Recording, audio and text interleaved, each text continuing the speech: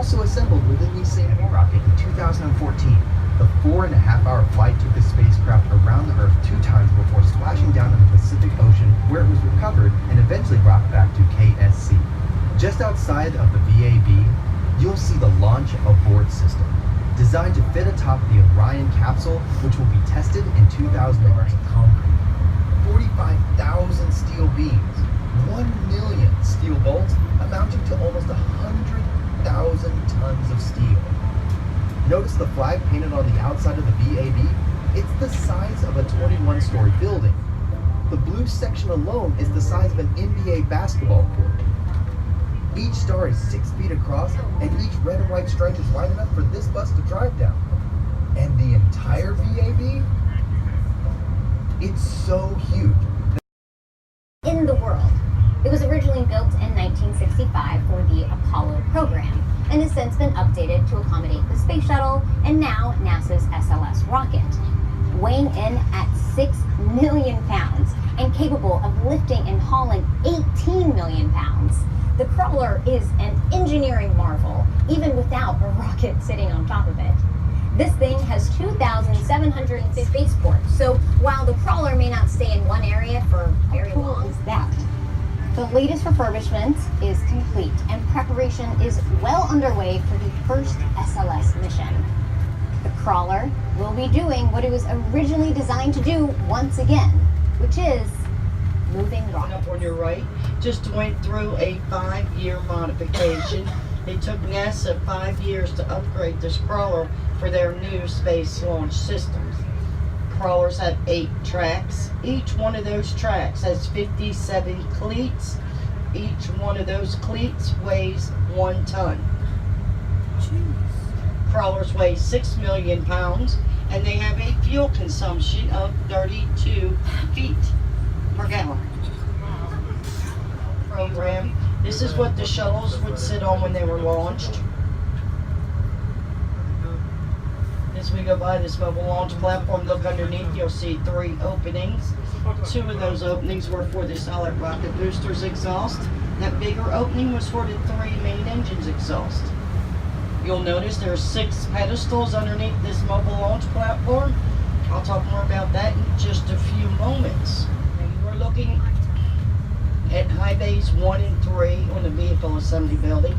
High Bay 3, the doors are all the way open. Inside High Bay 3 is the new mobile launch platform that they just completed building for NASA's new space launch systems. This mobile launch platform will support the assembly, testing, servicing, and launch of NASA's next spacecraft. There's pedestals inside the VAB where those mobile launch platforms sit on top of. Our crawlers straddle that grassy area in the middle. This is the size of an 8-lane highway.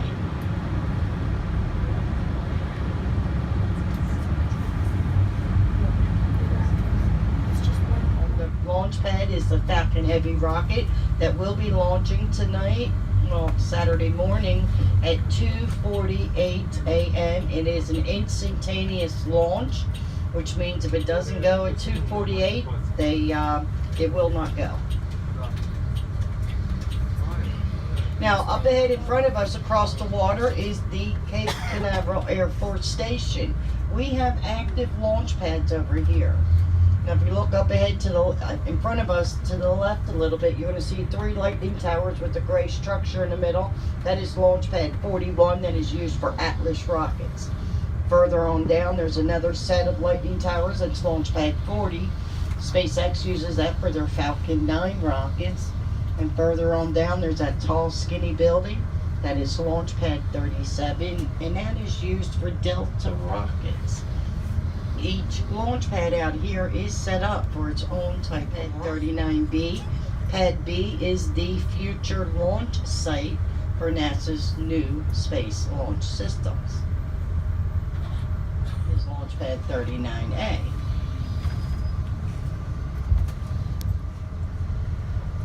You can see they got security up there. They're not letting anybody through. Every astronaut that flew on the shuttle program from launch pad 39A top.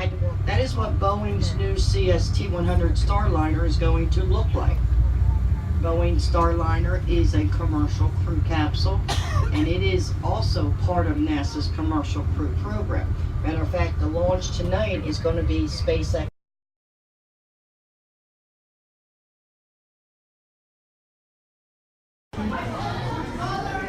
On behalf of NASA and Kennedy Space Center, welcome to the Apollo Saturn V Center.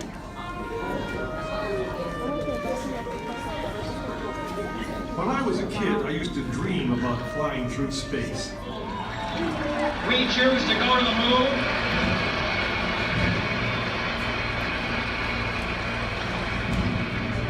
We choose to go to the moon in this decade and do the other things. Not because they are easy, but because they are hard. We hadn't been more than 16 minutes into space, and now we were going to the moon. We would have to design a rocket the size of a 36-story office building, put it together with the precision of a microscope, and accelerate it to the speed of a bullet. Then we would have to guide it to a moving target 250,000 miles away. Many people thought it was an impossible dream, but 400,000 of us set about making that dream a reality. It would be the longest, most hazardous voyage that any man had dared to attempt. But step by step, mission by mission, we orbited the Earth, perfecting the skills and technologies we would need on this incredible journey. Our astronauts practiced maneuvering, docking, and the 1,000 other tasks that would comprise the moon mission. We created new alloys, lighter and stronger than anything seen before. We designed communication systems that would be reliable over the vast distances. And behind it all, we tried to perfect the rocket that would be powerful enough to punch out of Earth orbit and take us to the moon.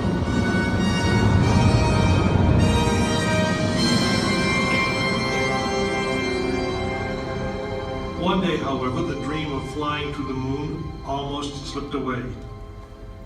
It was January 27th, 1967. Astronauts Virgil Gus Grissom, Edward White, and Roger Chaffee were on board Apollo 1 for a plugs-out test, a full-scale dress rehearsal for the actual launch. Suddenly it happened. There was a fire in the capsule. 3 men whose lives had been in our hands were lost. Surely the opening vistas of space promise high costs and hardships, as well as high reward. But this country of the United States was not built by those who waited and rested and wished to look behind them.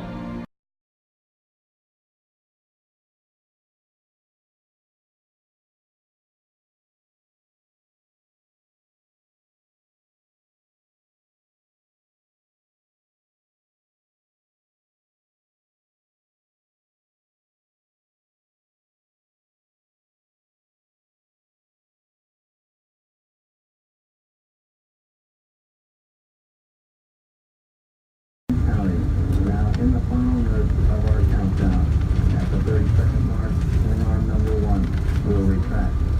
T-minus 50 seconds as we pass the T-minus 50 seconds, 25 seconds, and counting. Apollo 13 is go. T-minus 20 seconds, T-minus 20 seconds, and counting. 17, guidance release, 15, 14, 13, 12, 11, 10, 9, 8, ignition sequence has started. 6, 5, 4, 3, 2, 1, 0. We have commit and we have liftoff at 2:13. Saturn V building up to 7.6 million pounds of thrust, and it is clear of the tower. This is Mission Control Houston. We appear to have a good first stage at this point.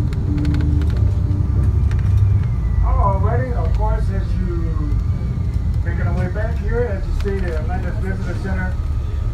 At this time, as a reminder, make sure that you have all your personal items that you expect. Souvenir bags, gift bags, shades,